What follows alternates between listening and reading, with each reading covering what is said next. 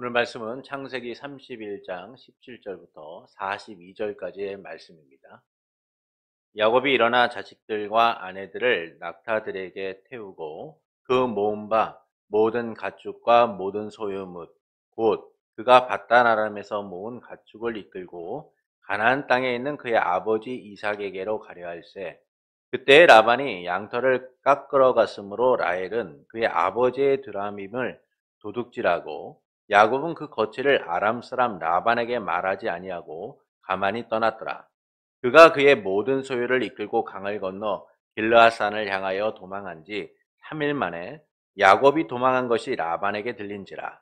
라반이 그의 형제를 거느리고 7일 길을 쫓아가 길르앗산에서 그에게 이르렀더니 밤에 하나님이 아람 사람 라반에게 현몽하여 이르시되 너는 삼가 야곱에게 선악간에 말하지 말라 하셨더라.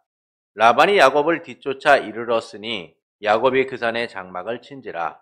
라반이 그 형제와 더불어 길르앗산에 장막을 치고 라반이 야곱에게 이르되 내가 나를 속이고 내 딸들을 칼에 사로잡힌 자 같이 끌고 갔으니 어찌 이같이 하였느냐. 내가 즐거움과 노래와 붓과 수금으로 너를 보내겠거늘 어찌하여 내가 나를 속이고 가만히 도망하고 내게 알리지 아니하였으며 내가 내 손자들과 딸들에게 입맞추지 못하게 하였으니 내 행위가 참으로 어리석도다. 너를 해할 만한 능력이 내 손에 있으나 너희 아버지 하나님이 어젯밤에 내게 말씀하시기를 너는 삼가 야곱에게 선악간에 말하지 말라 하셨느니라. 이제 내가 내 아버지 집을 사모하여 돌아가려는 것은 옳거니와 어찌 내 신을 도둑질하였느냐. 야곱이 라반에게 대답하여 이르되 내가 생각하기를 외삼촌이 외삼촌의 딸들을 내게서 억지로 빼앗으리라 하여 두려워하였음이니이다. 외삼촌의 신을 누구에게서 찾든지 그는 살지 못할 것이요 우리 형제들 앞에서 무엇이든지 외삼촌의 것이 발견되거든 외삼촌에게로 가져가소서 하니 야곱은 라헬이 그것을 도둑질한 줄을 알지 못하였더라. 라반이 야곱의 장막에 들어가고 레아의 장막에 들어가고 두 여종의 장막에 들어갔으나 찾지 못하고 레아의 장막에서 나와 라헬의 장막에 들어가매 라헬이 그 드라빔을 가져 낙타 안장 아래 놓고 그 위에 앉은지라. 라반이 그 장막에서 찾다가 찾아내지 못하매 라헬이 그의 아버지에게 이르되 마침 생리가 있어 일어나서 영접할 수 없사오니 내 주는 노하지 마소서 하니라. 라반이 그 드라빔을 두루 찾다가 찾아내지 못한지라. 야곱이 노하여 라반을 책망할세. 야곱이 라반에게 대답하여 이르되 내 허물이 무엇이니이까? 무슨 죄가 있기에 외삼촌께서 내 뒤를 급히 추격하나이까? 외삼촌께서 내 물건을 다 뒤져보셨으니 외삼촌의 집안 물건 중에서 무엇을 찾아냈었나이까? 여기 내 형제와 외삼촌의 형제 앞에 그것을 두고 우리 둘 사이에 판단하소서. 내가 이 20년을 외삼촌과 함께 하였거니와 외삼촌의 암양들이나 암염소들이 낙태하지 아니하였고 또 외삼촌의 양떼의 수양을 내가 먹지 아니하였으며 물려 찢긴 것은 내가 외삼촌에게로 가져가지 아니하고 낮에 도둑을 맞았든지 밤에 도둑을 맞았든지 외삼촌이 그것을 내 손에서 찾았으므로 내가 스스로 그것을 보충하였으며 내가 이와 같이 낮에는 더위와 밤에는 추위를 무릅쓰고 눈붙일 겨를 없이 지냈나이다. 내가 외삼촌의 집에 있는 이 20년 동안 외삼촌의 둘 딸을 위하여 14년, 외삼촌의 양떼를 위하여 6년을 외삼촌에게 봉사하였거니와 외삼촌께서 내 품삯을 10번이나 바꾸셨으며 우리 아버지의 하나님 아브라함의 하나님 곧 이삭이 경외하시는 이가 나와 함께 계시지 아니하였더라면 외삼촌께서 이제 나를 빈손으로 보내셨으리이다마는 하나님이 내 고난과 내 손의 수고를 보시고 어젯밤에 외삼촌을 책망하셨나이다. 아멘. 하나님의 보호하심과 인도하심에 대한 우리의 믿음은 여러 위기를 만날 때마다 흔들릴 때가 참 많습니다. 그러나 하나님은 우리가 어떤 위기와 고난 속에 있다라고 해도 변함없이 우리를 보호하시고 인도하고 계시죠. 우리의 삶 가운데 그분의 보호하심과 인도하심이 철회되지 않도록 영원히 우리와 함께 하실 것을 약속하셨습니다. 그래서 우리는 언제나 주님의 보호하심과 인도하심 가운데 살아가는 성도들인 겁니다. 이 믿음으로써 주님과 함께하며 예배 자리에 나온 성도 여러분, 여러분의 삶에 주님의 보호하심과 인도하심은 구체적이고 분명하게 나타날 겁니다. 하나님이 언제나 여러분의 삶을 위로하시고 일으키시는 은혜들을 경험하게 되실 거예요. 이 믿음으로 주님을 피난처 삼고 주님의 보호하심과 인도하심을 믿고 살아가는 성도 여러분을 예수님의 이름으로 축복합니다. 라반과 그의 아들들이 야곱에 대한 부정적 시각을 갖게 됩니다. 그러자 하나님께서는 야곱에게 내 조상과 내 족속에게로 돌아가라, 내가 너와 함께하리라 라고 하시죠. 이 말씀에 야곱은 라헬과 레아를 들러 불러서 라반과 하나님에 대하여 말합니다. 라반은 야곱을 못마땅하게 여겼지만 하나님은 야곱과 함께 하셨다.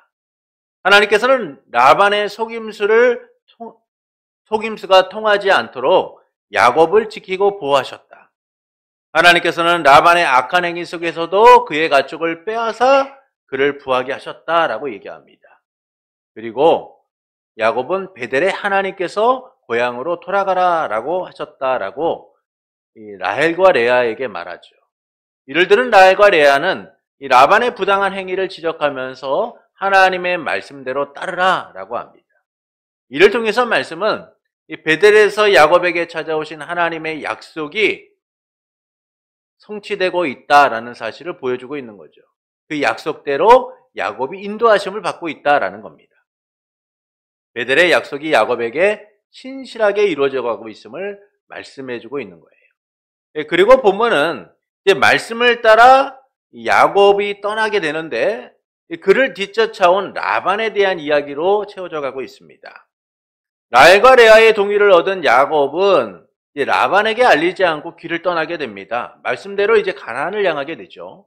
이 과정에서 라헬은 아버지 라반이 없는 틈을 타서 드라빔을 훔쳐서 가게 됩니다. 그리고 그들이 3일길쯤 가게 되었을 때에 양털을 깎으러 떠났던 라반이 이 소식을 듣게 되죠.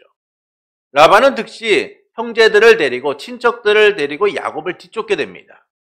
그리고 7일 만에 길르앗의 산에서 야곱을 따라잡게 돼요.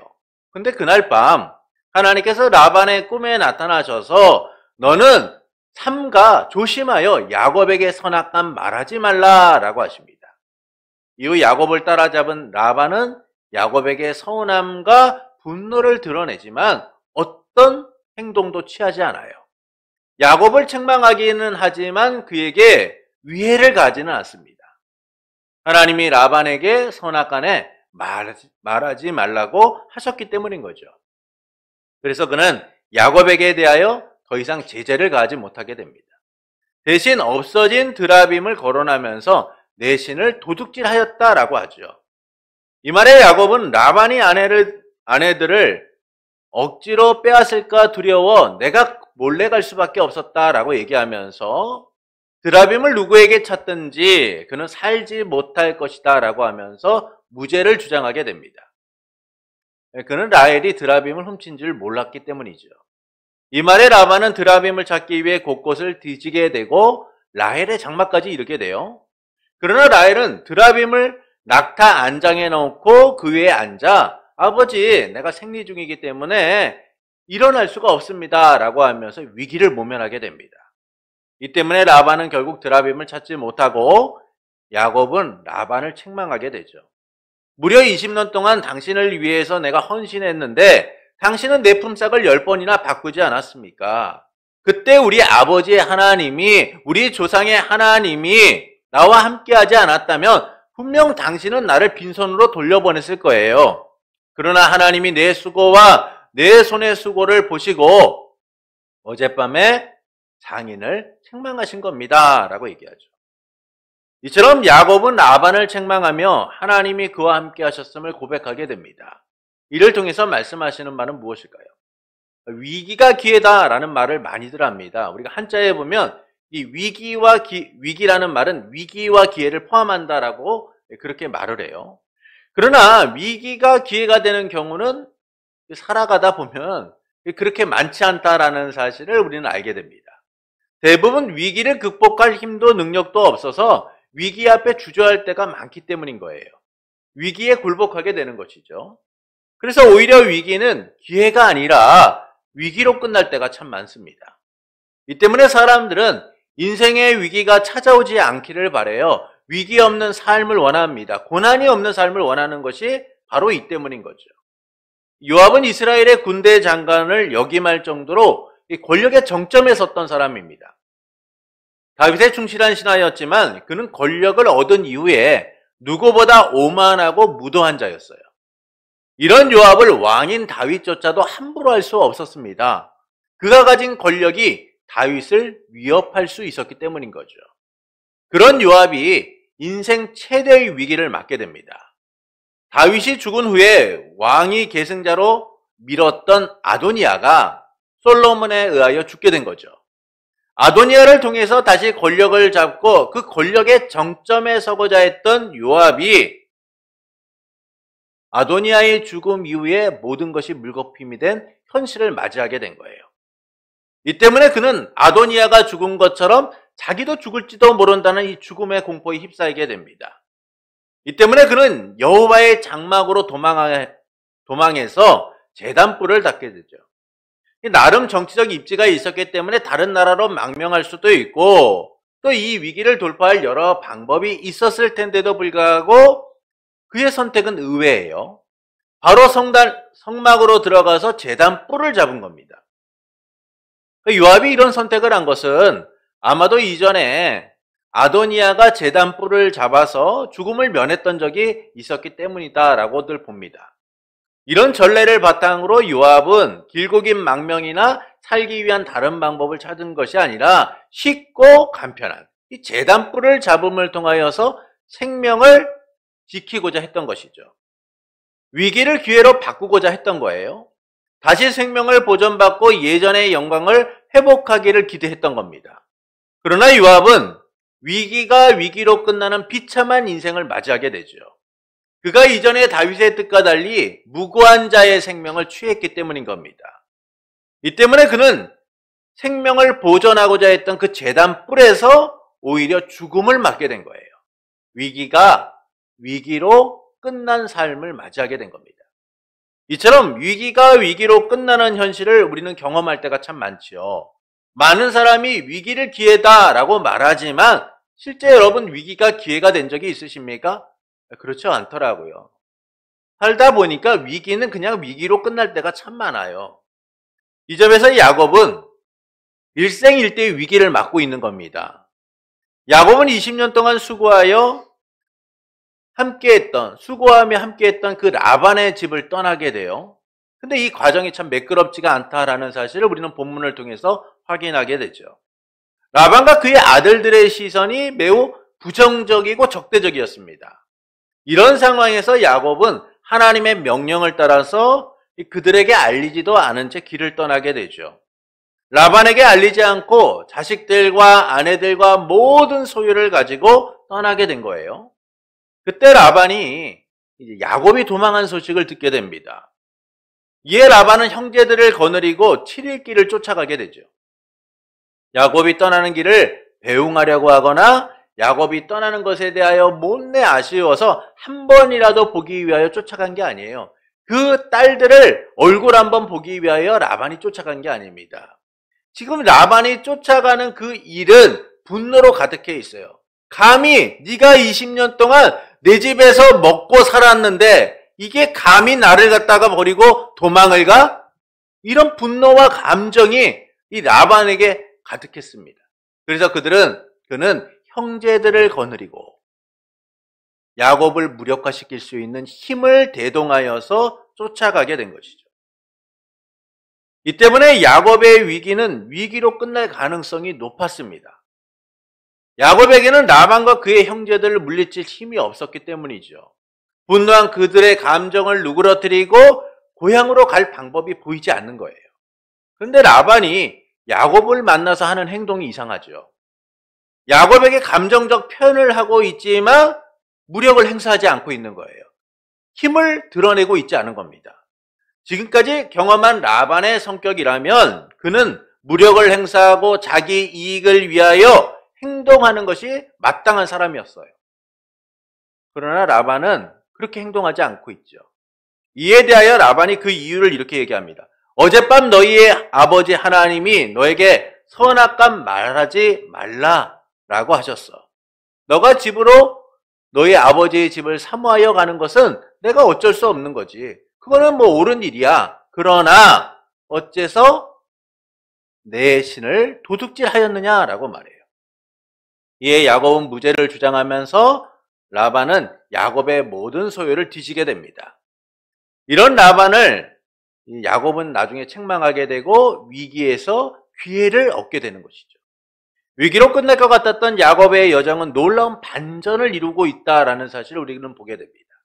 이를 통해서 말씀하시는 바는 무엇일까요? 약속대로 하나님이 야곱을 보호하시고 인도하심을 알려주고 있는 거예요. 야곱의 위기가 새로운 반전을 맞이하고 있는 것은 하나님께서 약속대로 야곱을 보호하셨기 때문인 겁니다. 하나님의 영원하신 목적, 구속 역사를 이루기 위해서 약속하신 바대로 야곱을 지키셨기 때문인 거죠. 그래서 야곱의 위기는 위기가 아니라 하나님의 신실하심을 보여주고 있는 거예요. 하나님이 어떻게 야곱의 인생을 보호하시고 지키시고 있는가를 보여주고 있는 겁니다. 하나님의 약속이 야곱의 삶에 어떻게 구체적으로 이루어지고 있는가를 알려주고 계신 거죠. 이 점에서 야곱의 위기는 위기가 아니에요. 그 위기의 현장은 은혜의 현장이고 역사의 현장이고 약속의 현장인 겁니다. 구속의 현장인 것이죠. 하나님이 택한 야곱을 하나님께서 보호하고 계시니까요. 이는 하나님의 구속 역사가 그의 택한 백성의 삶에 얼마나 놀랍게 나타나는지를 알려주고 계신 거예요. 야곱은 라반 몰래 자식들과 아내들과 모든 소유를 거느리고 아버지 이삭이 있는 고향으로 향하게 됩니다. 이때 양털을 깎으러 갔던 라반이 이 소식을 듣게 되죠. 이 과정에서 라헬이 아버지 몰래 드라빔을 훔쳤다라고 본문은 말씀해주고 있어요. 이 드라빔은 고대 근동의 수호신입니다. 고대 근동에서는요, 각 가정마다 사람 약간 모양 형상을 갖고 있는 작아요. 한 요 정도 될까? 그렇게 크지 않습니다. 매우 작은 그런 사람 형상과 같은 그런 상을 만들어서 집안의 수호신처럼 모셔뒀어요. 이 드라빔을 모셔둔 이유는 뭐냐면 병을 치료하고 때로는 복을 구하는 이 목적으로서 가정의 수호신을 뒀습니다. 근데 이 드라빔을 라헬이 훔쳐간 것이죠. 그리고 야곱이 떠났다는 소식을 들은 라반은 7일 길을 쫓아가 야곱을 만나게 됩니다. 야곱에게 소유를 뺏겼다는 분노로 가득한 그는 어떻게든 야곱을 잡아서 자기의 모든 것을 돌려놓고 싶었어요. 그런데 그날 밤 라반에게 예상치 못한 일이 일어나는 것이죠. 본문 23절부터 24절을 보시겠습니다. 라반이 그의 형제를 거느리고 7일 길을 쫓아가 길르앗산에서 그에게 이르렀더니 밤에 하나님이 아람 사람 라반에게 현몽하여 이르시되 너는 삼가 야곱에게 선악간 말하지 말라 하셨더라. 라반의 의도는 어떤 의도예요? 야곱의 것을 빼앗아 원래대로 자기의 것으로 삼고자 했던 거예요. 분노로 가득한 그의 그 질주를 누구도 막을 수 없는 상황이었던 겁니다. 그런데 야곱에게 이르렀던 그날 밤 하나님께서 나타나 너는 삼가 선악간에 말하지 말라라고 하세요. 이 삼가는 조심하라는 거예요. 또 조심해서 야곱에게 함부로 말하지 말라라는 겁니다. 야곱을 위해하는 모든 행위를 중단하라 라고 말씀하고 있는 것이죠.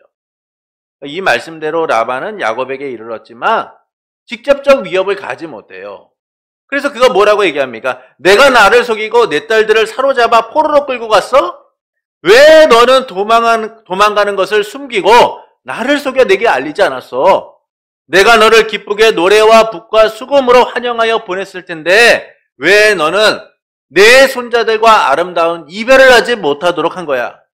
지금 내가 한 일이 정말 어리석은 일인 거 알고 있니? 내가 너를 해할 능력이 있지만 너희 아버지의 하나님이 선악간에 말하지 말라고 하셨기 때문에 내가 이렇게 참고 있는 거야. 라반은 분노하면서 자기의 감정을 토로합니다. 그런데 아무것도 하지 못하는 거죠. 말로서는 야곱에 대하여 책망하고 있고 분노하고 있고 그 감정을 드러내고는 있지만 자기가 지금 갖고 있는 그 힘을 사용하지 못하고 있는 거예요. 하나님이 라반에게 그 일을 막으셨기 때문인 겁니다. 하나님이 친히 라반에게 선악간에 말하지 말라고 하셨기 때문인 거죠.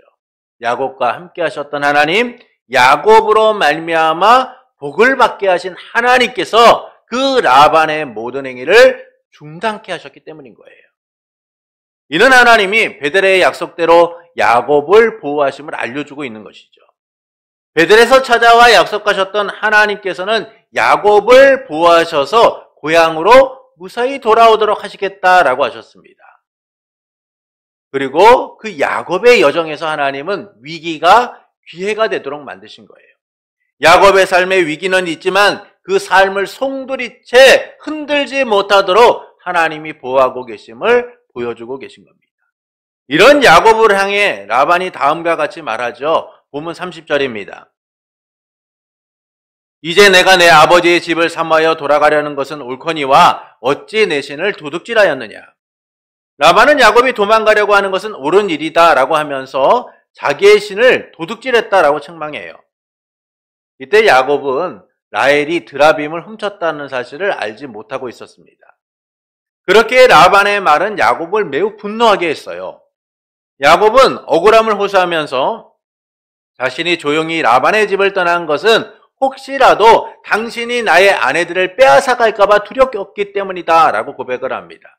그러면서 나는 당신이 말한 대로 드라빔을 훔쳐간 일이 없습니다. 만약 당신의 그 신이 누구에게서 찾아지게 된다면 그는 반드시 죽을 것입니다 라고 선언을 하죠. 이에 라반은 야곱의 장막 구석구석을 뒤집니다. 레아의 장막으로부터 라헬의 장막까지 이르게 되죠. 이때 라헬은 드라빔을 낙타 안장 아래 숨기고 그 위에 앉아 자신이 생리 중이라며 일어날 수 없다라고 얘기해요. 결국 라반은 드라빔을 찾지 못하게 되고 야곱은 라반에게 분노하게 됩니다. 그리고 라반이 자신을 아무 죄가 없음에도 불구하고 추적하고 책망했다라고 하면서 20년 동안 야곱이 라반을 위하여 어떻게 행했는지를 이렇게 말하죠. 본문 38절부터 42절입니다. 우리 말씀을 좀 한 절씩 읽어보겠습니다. 제가 한 절 읽고 여러분이 한 절 그렇게 읽도록 하겠습니다. 내가 이 20년을 외삼촌과 함께 하였거니와 외삼촌의 암양들이나 암염소들이 낙태하지 아니하였고 또 외삼촌의 양떼의 순양을 내가 먹지 아니하였으며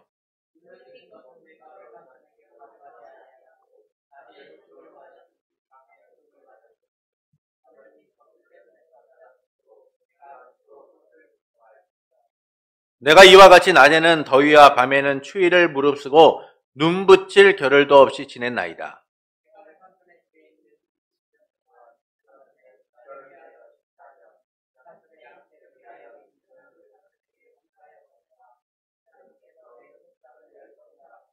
함께 읽겠습니다. 우리 아버지의 하나님, 아브라함의 하나님, 곧 이삭이 경외하는 이가 나와 함께 계시지 아니하셨더라면 외삼촌께서 이제 나를 빈손으로 돌려보냈으이다마는 하나님이 내 고난과 내 손의 수고를 보시고 어젯밤에 외삼촌을 책망하셨나이다. 야곱은 라반을 책망하면서 라반을 위하여 20년 동안 일했던 자신의 삶을 되돌아보면서 고백을 하고 있어요. 나는 당신에게 충성되게 일했지만 당신이 내게 행한 일은 어떤 일입니까? 나의 충성됨에 대하여 제대로 된 보답도 하지 않지 않았습니까? 내가 얼마나 당신을 위하여 눈붙일 겨를 없이 열심히 일했는데 당신이 내게 한 일은 무엇입니까? 10번 동안 10번이나 품삯을 바꾸는 등 당신은 나에게 위해를 가하지 않았습니까? 만약 하나님께서 나와 함께하지 않으셨다면 나는 지금 빈손으로 고향으로 가게 되었을 겁니다. 그러면서 야곱이 뭐라고 합니까? 하나님께서 내 수고와 내 고난과 내 수고와 내 손의 수고를 보셔서 당신을 어젯밤 책망하셨다라고 얘기하죠. 결국 야곱은 위기 때마다 하나님이 자신의 삶을 어떻게 보호하셨고 인도하셨는지를 고백하고 있는 거예요. 야곱의 삶은 결국 하나님의 보호하심과 인도하심이 없이는 불가능한 삶이 없다라는 사실을 드러내고 있는 겁니다. 이런 야곱의 삶을 통하여 본문은 하나님께서 함께 하시며 보호하시겠다라는 그 약속이 하나님의 목적하에서 얼마나 놀랍게 이루어졌는가, 이루어져 가고 있는가를 알려주고 계신 거죠. 이는 하나님의 구속 역사 안에 관한 우리의 삶을 보증해주는 놀라운 말씀인 거예요. 하나님은 야곱의 약속을 통해 궁극적으로 이뤄질 하나님의 나라를 선언하셨습니다. 약속하셨죠.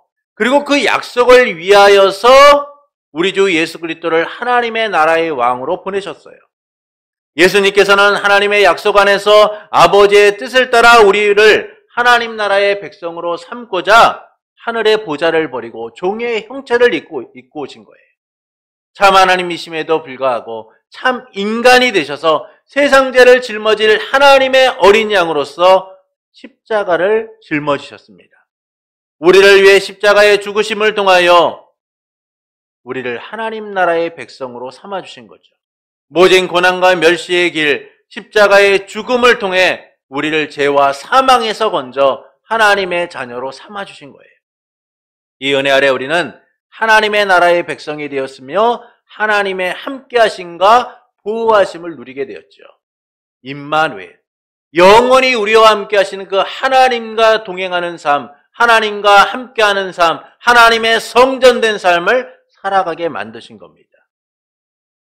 그렇게 우리의 삶은 가장 안전한 보호를 받고 있는 거예요. 하나님의 약속 안에서, 하나님의 구속 역사 안에서 우리는 하나님과 함께하며 그의 보호하심을 누리게 된 거예요. 그래서 예수님께서는 우리의 삶의 보호를 이렇게 말씀하고 계세요. 요한복음 10장 27절부터 29절을 보시겠습니다. 우리 함께 읽겠습니다. 내 양은 내 음성을 들으며 나는 그들을 알며 그들은 나를 따르느니라. 내가 그들에게 영생을 주노니 영원히 멸망하지 아니할 것이요 또 그들을 내 손에서 빼앗을 자가 없느니라. 그들을 주신 내 아버지는 만물보다 크심에 아무도 아버지의 손에서 빼앗을 수 없느니라. 이처럼 하나님의 구속 역사를 통해 백성된 우리는 가장 안전한 보호를 받고 있어요. 이 보호는 어떤 보호입니까? 누구도 빼앗을 수 없는 보호라는 거예요.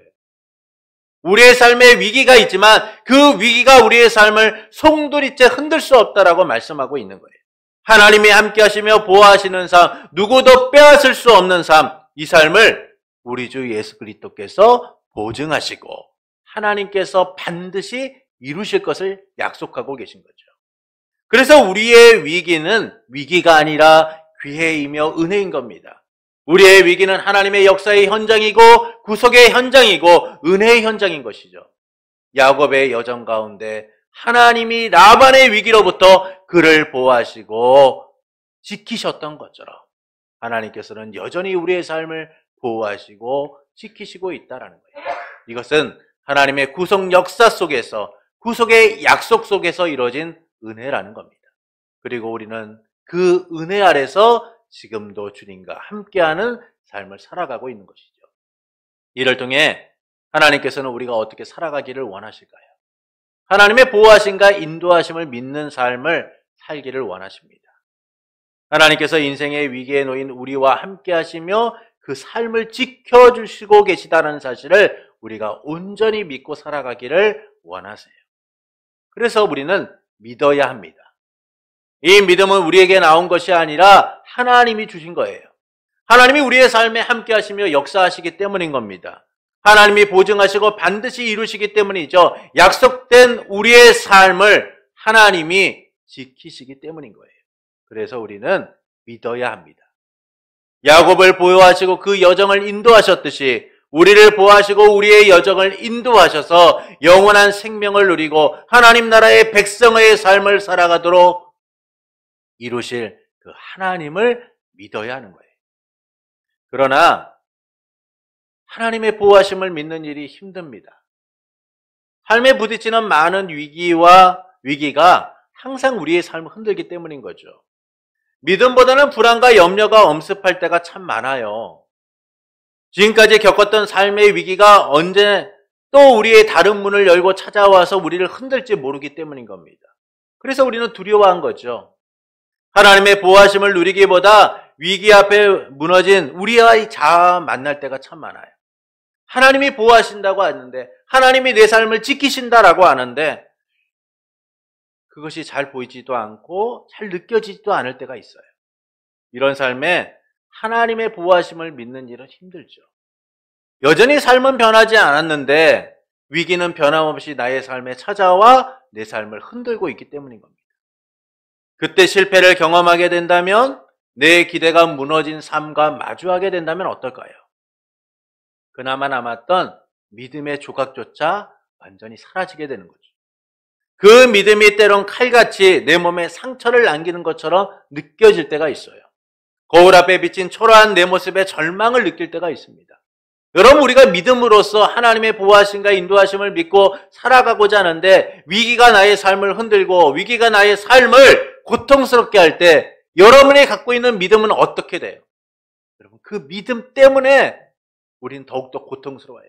하나님, 내가 주님을 바라보고 있지 않습니까? 주님을 의지하고 있지 않습니까? 그런데 왜 내 삶에 이 위기가 찾아온 겁니까? 왜 나는 이렇게 고통스러워야만 합니까?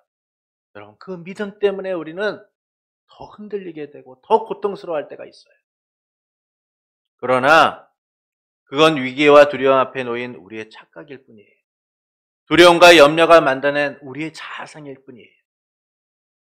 우리의 삶이 어떻게 살아가건, 어떤 위기 가운데 놓여있건 여전히 주님은 우리와 함께 하시며 그 약속을 반드시 이루시기 때문이에요. 하나님은 우리를 절대 포기하지 않기 때문인 겁니다. 때론 우리의 믿음이 조각나고 우리의 믿음이 산산이 흩어져 하나님 앞에 온전히 설 수 없는 존재가 될지라도 하나님은 우리를 절대 포기하지 않으세요. 대제사장과 장로들, 그리고 성전 수비대에 의하여 예수님은 붙잡혀 대제사장의 집으로 끌려가게 되십니다. 그때 예수님과 함께 죽을지언정 절대로 주님을 부인하지 않겠다던 베드로가 예수님이 잡혀가시는 모습을 보면서 뒤를 따라 그곳까지 이르게 되죠. 그러나 베드로는 자신을 알아보는 여종으로 인하여 위기를 맞게 됩니다. 한 여종이 그를 알아본 것이죠. 이 위기는 주님을 위해 죽겠다던 베드로의 삶을 송두리째 흔들어 버렸어요. 언제나 주님과 함께하며 그분의 인도하심을 누렸던 베드로, 그분의 보호하심과 그분의 역사의 현장 가운데 있었던 베드로, 인생의 전부를 걸고 주님과 동행했던 베드로. 그런데 그가 위기 앞에서 그 믿음이 산산이 부서진 현실을 경험하게 된 거죠. 나는 모른다. 절대 주님을 부인하지 않겠다던 그가 여정이 자신을 알아보는 일 때문에 예수님을 부인하게 된 거예요. 그러나 베드로의 위기는 여기서 끝나지 않죠. 조금의 다른 사람이 그를 알아보면서 너 예수와 한패가 아니냐? 라고 지적한 거예요. 그때 베드로는 아니라고 부인합니다. 나는 아니에요. 나는 그와 아무런 관계가 없는 사람입니다. 그러나 그의 위기는 여기서 끝나지 않아요. 그로부터 1시간 후에 그는 자신을 알아보는 이로 인하여 3번째 부인을 하게 됩니다. 이때 닭이 울고 예수님이 돌아서서 베드로를 보시죠. 위기 앞에 한없이 무너진 베드로, 믿음이 산산이 조각난 그의 처절한 모습을 누구보다 안타까운 마음으로 바라보시는 예수님. 그 예수님의 눈과 베드로의 눈이 서로 마주하게 된 거예요.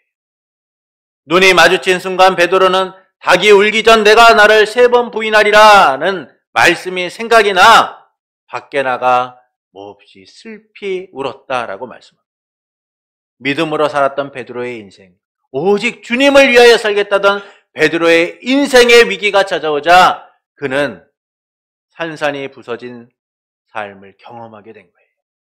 이제 그는 더 이상 믿음으로 살아갈 수 없게 된 겁니다. 주님의 보호하심과 인도하심을 믿고 언제나 동행했던 그의 모든 삶이 그 3번의 부인을 통하여 부인당하게 된 거예요.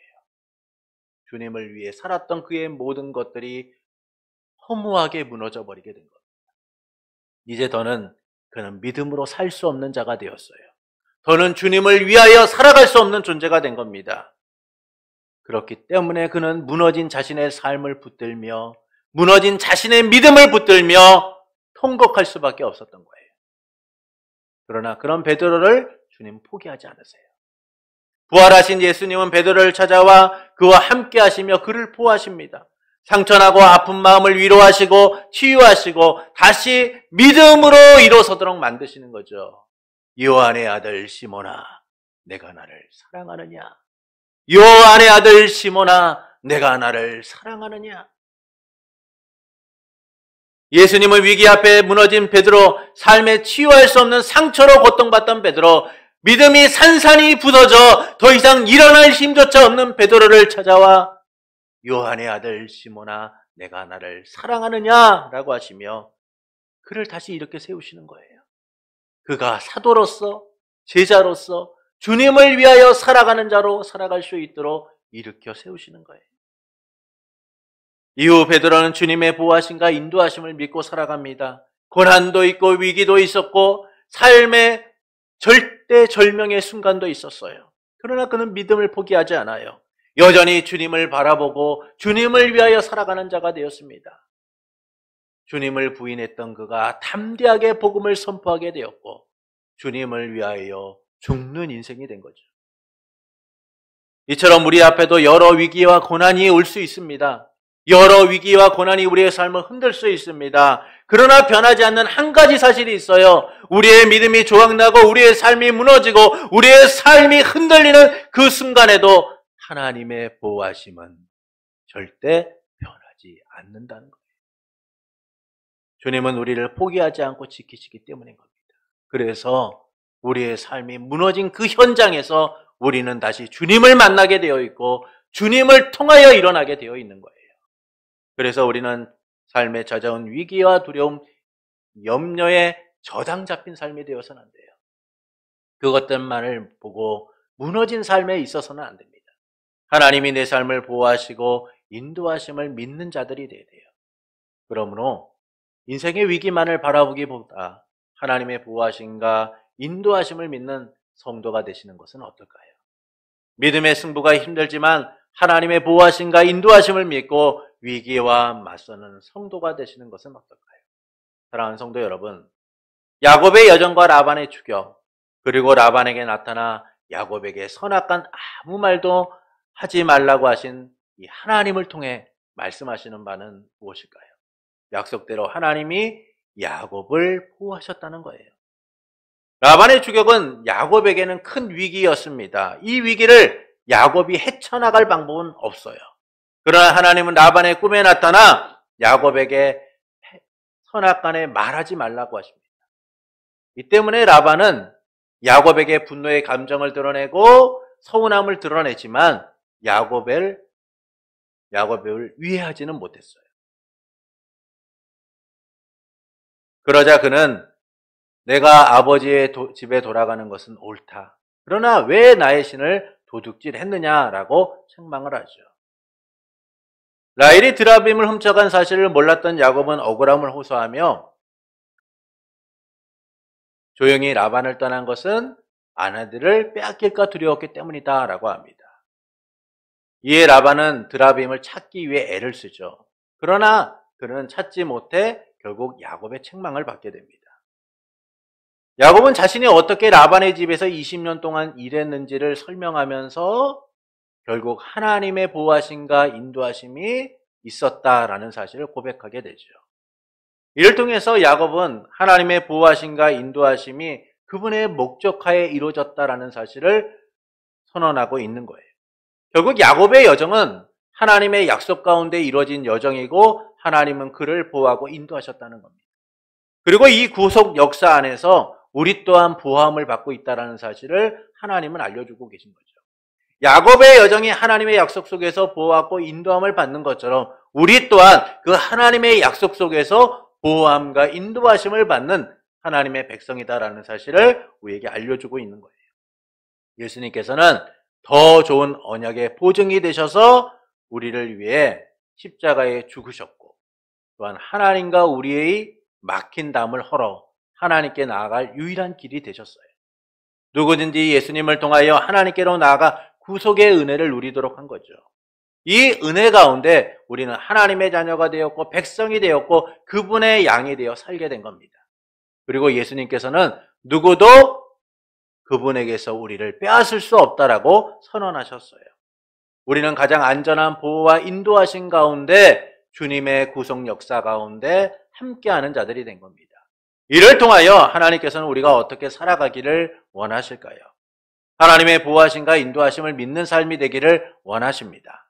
그러나 하나님의 보호하심을 믿고 살아가는 일이 참 어렵습니다. 위기를 맞는 순간 우리는 하나님의 보호하심과 인도하심을 믿기보다는 당장 그 문제를 우리의 힘과 능력으로서 어떻게 해결해야 되는가라는 고민에 빠질 때가 많기 때문이죠.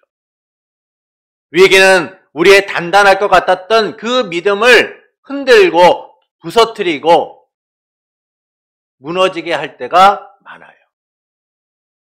그래서 우리가 하나님의 보호하심과 인도하심을 믿는 일이 어렵죠. 그건 우리의 연약함 때문에 오는 문제예요. 우리 스스로 믿음이 가진 힘을 소홀히 여기기 때문인 겁니다. 그러나 우리가 가진 힘은 절대 작은 힘이 아니에요. 우리는 갖고 있는 이 믿음이 우리의 삶을 바꿀 수 없다라고, 지금 이 위기를 극복할 수 없다라고 스스로 판단하고 평가하지만 우리가 갖고 있는 이 믿음은 세상을 이길 만한 믿음인 거예요. 세상을 바꿀 만한 믿음인 거죠. 세상 가운데 찾아온 위기를 역전시킬 만한 힘인 거예요. 그렇기에 우리는 이 믿음으로 하나님의 보호하심과 인도하심을 믿고 나아가야 됩니다. 주님은 언제나 우리와 함께 하시며 보호하고 계세요. 단지 변하는 사실은 우리의 믿음이 변할 뿐이에요. 주님은 우리와 함께 하십니다. 그러므로 인생의 위기만을 바라보기보다 하나님의 보호하심과 인도하심을 믿는 성도가 되시는 것은 어떨까요? 믿음의 승부가 어렵지만, 세상을 이겨나가는 일이 참으로 어렵고 힘든 일이지만 하나님이 변함없이 나의 삶을 보호하시고 인도하심을 믿고 그 믿음으로 살기를 결단하는 성도가 되시는 것은 어떨까요? 그때 우리는 하나님의 보호하심을 온전히 누리게 될 겁니다. 하나님이 우리를 보호하시고 인도하심을 경험하게 될 거예요. 하나님은 우리의 유일한 피난처이시며 도움이십니다. 그분이 약속대로 우리를 지키고 보호하십니다. 그 믿음으로 주님을 바라보는 일, 그것이 바로 우리의 삶의 첫 여정이고 첫 시작이 되어야만 합니다. 그러므로 하나님의 보호하심과 인도하심을 믿고 살기를 원하는 성도 여러분에게 약속하신 바를 반드시 이루시고 지키시는 삼일체 하나님 안에서 언제나 그분의 보호하심과 인도하심을 누리는 복된 삶이 되기를 예수님의 이름으로 축원합니다.